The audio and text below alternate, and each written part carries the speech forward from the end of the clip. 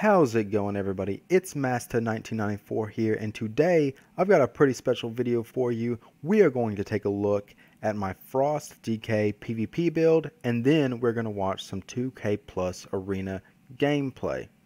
As always, there is a table of contents in the description below, so if you'd like, go ahead and take a look at that table of contents, and you should find exactly what you want to see. Here we can see my current ratings, and we can see that I managed to get Duelist as a Frost DK, so let's take a look at the build.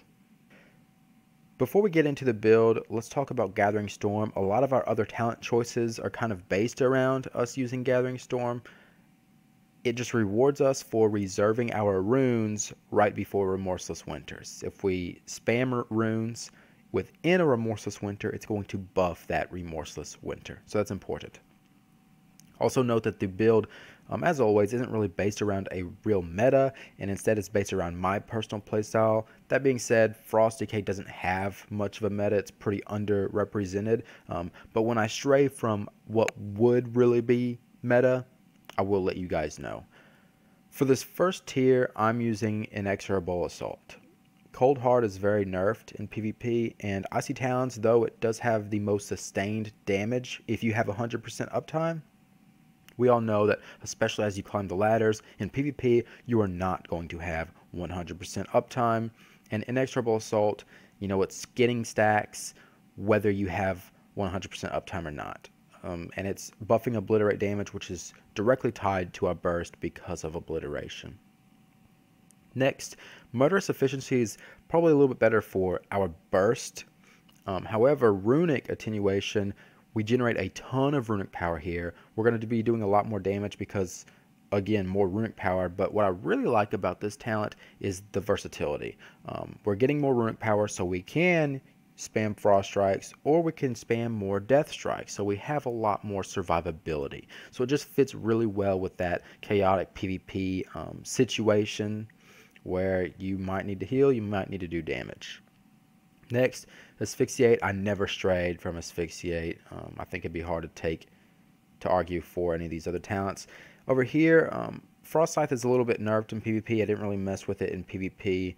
I tried it. It didn't really work out very well for me. Frozen Pulse actually has the most sustained damage. However, note that we're rewarded for having 2 or less active runes with Frozen Pulse, which is directly against what we're doing with Gathering Storm. We're wanting to reserve our runes right before Remorseless Winters, so we are not really going to have Frozen Pulse active all the time. So picking Avalanche, there's not a huge damage difference, and it just makes the rotation easier, and it has more synergy with Gathering Storm than Frozen Pulse does. Next, I'm using Permafrost. Now this is where I'm kind of straying from a meta. The meta would be Death Pact, right, because we want the burst healing in case our healer gets CC'd, something like that. Permafrost is more sustained healing, and really it's just flavorful, and I liked it, and that's why I picked it up. It didn't make a huge difference. I was very tanky with Permafrost, and I was very rarely the person that died in any arena games. So I think it was okay, but meta would be Death Pact. Next, Frostworm's Fury is just very nerfed in PvP.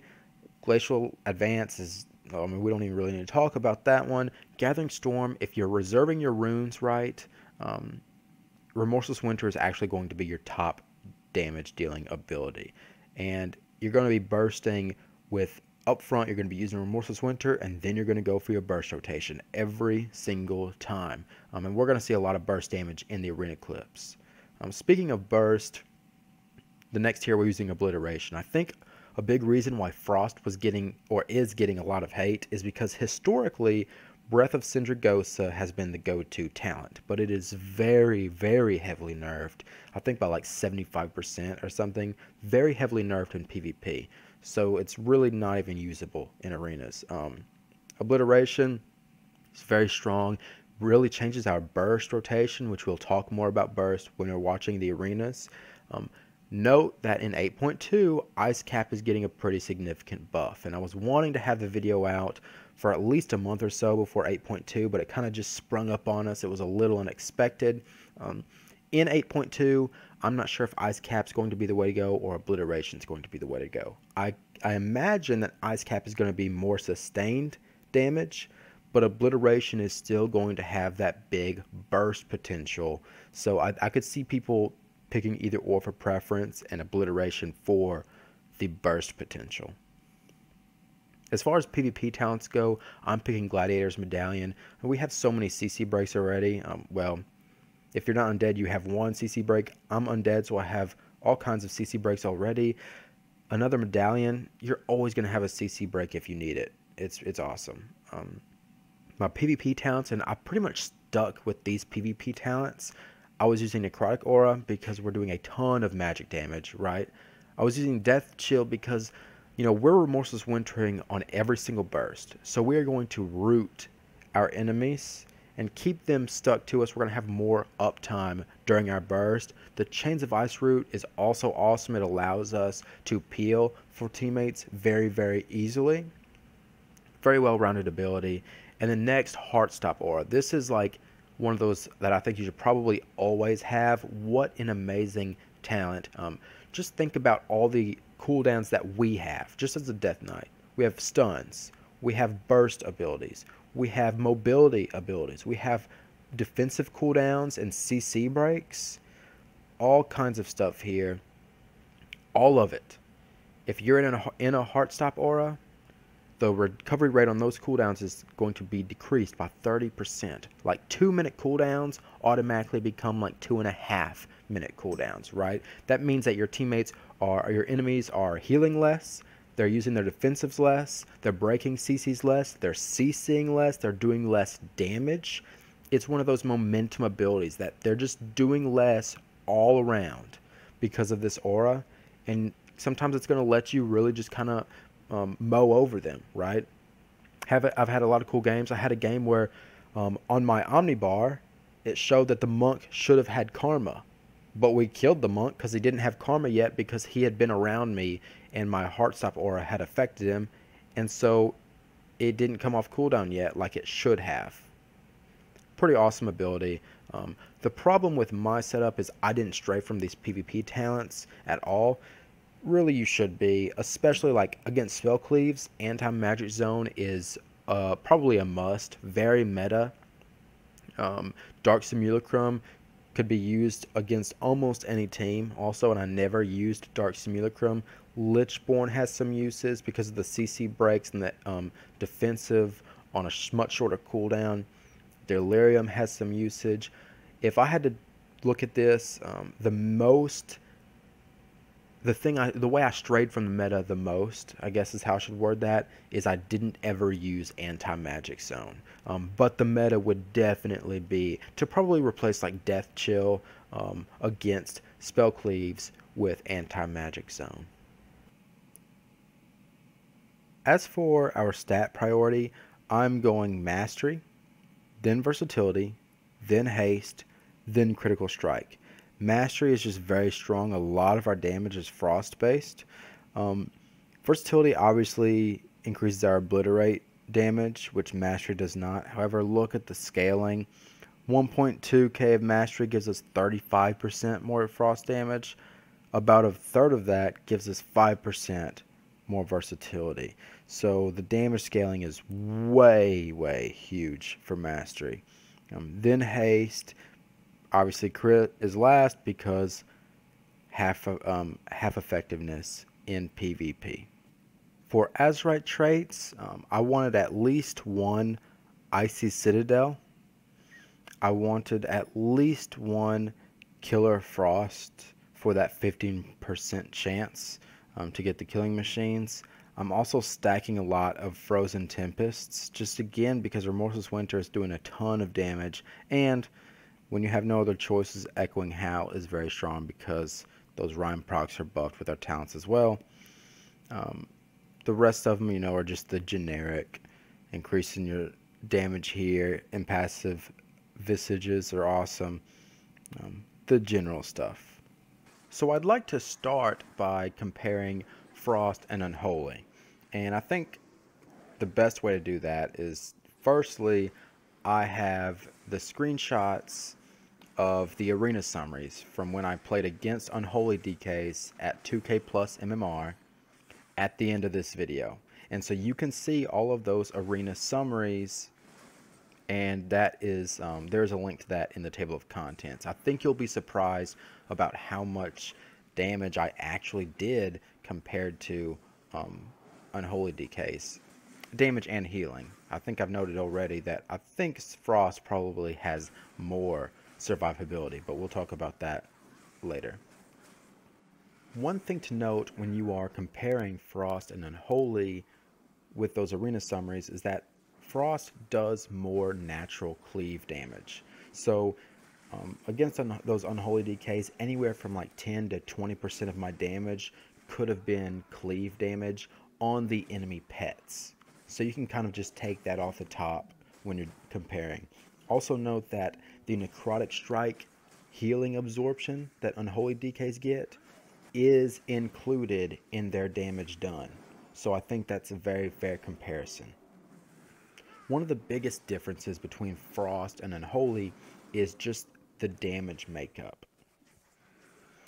Unholy is going to have more single target damage, and their single target burst is going to be heavier.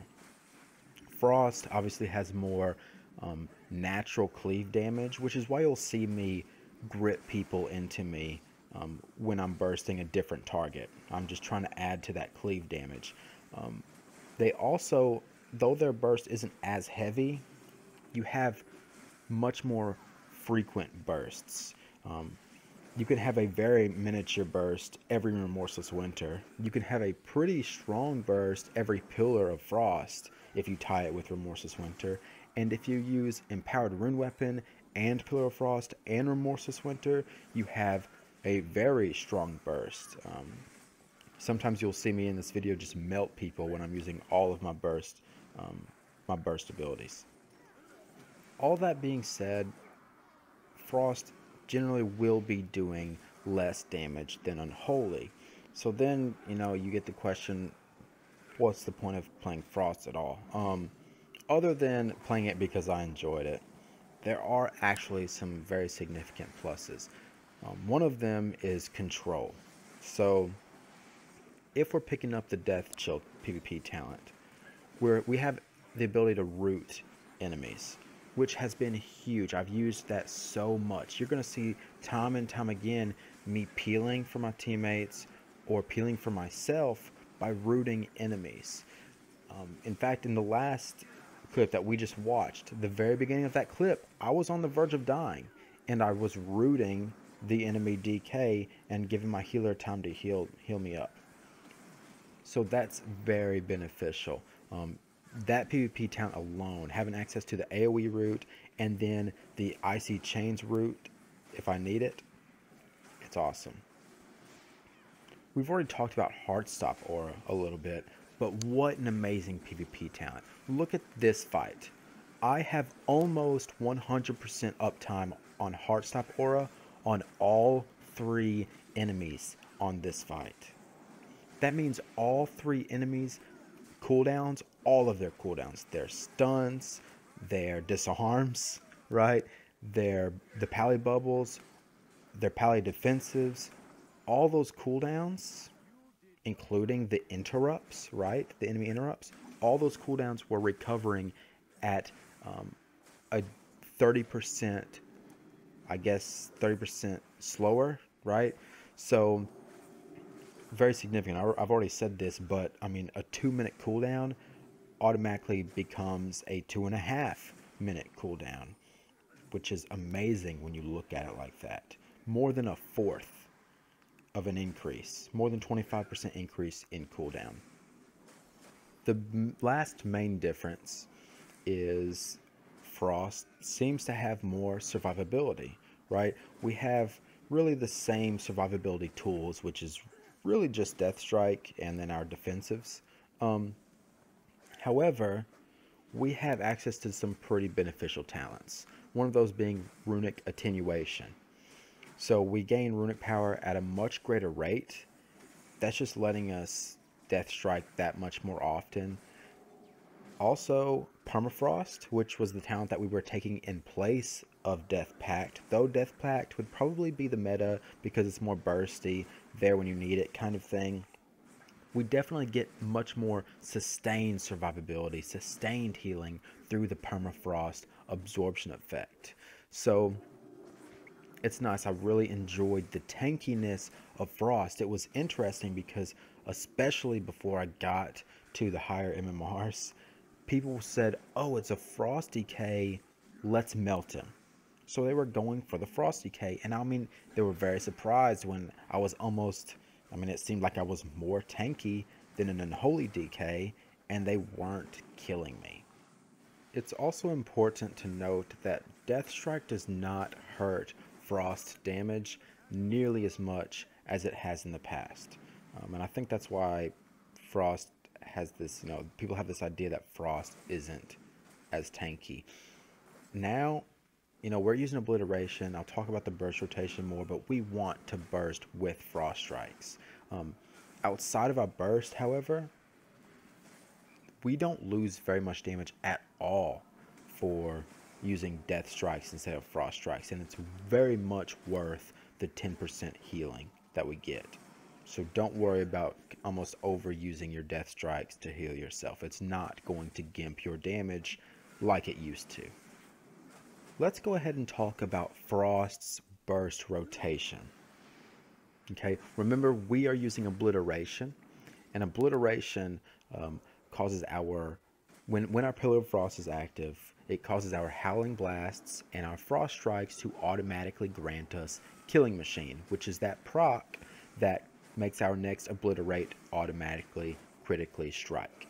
We're also using Gathering Storm, which means if we fit more rune consumption within one Remorseless Winter, the Remorseless Winter damage is going to go way up. So the ideal burst rotation is to make sure you have plenty of runes right before you burst, and then use Empowered Rune Weapon if you have it, and Pillar of Frost if you have it. And by the way, as for burst, I almost never use Empowered Rune Weapon if I don't have Pillar of Frost. I'll always wait to combine the Empowered Rune Weapon with the next Pillar of Frost.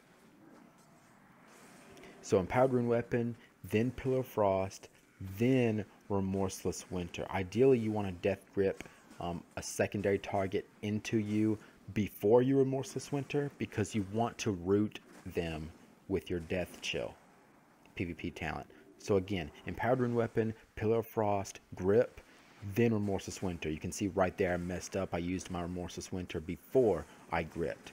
Ended up paying off anyway, it didn't matter, but generally you want to grip before your Remorseless Winter, assuming you don't need your grip for whatever else. Then you're going to start the burst rotation depending on, one, do you have an Obliterate proc, a Killing Machine proc? If you do, use it. If you don't, move on to either Howling Blast or Frost Strike. If you have moved on to Howling Blast or Frost Strike, if the enemy doesn't have Frost Fever, or if you have a Rhyme proc, use Howling Blast.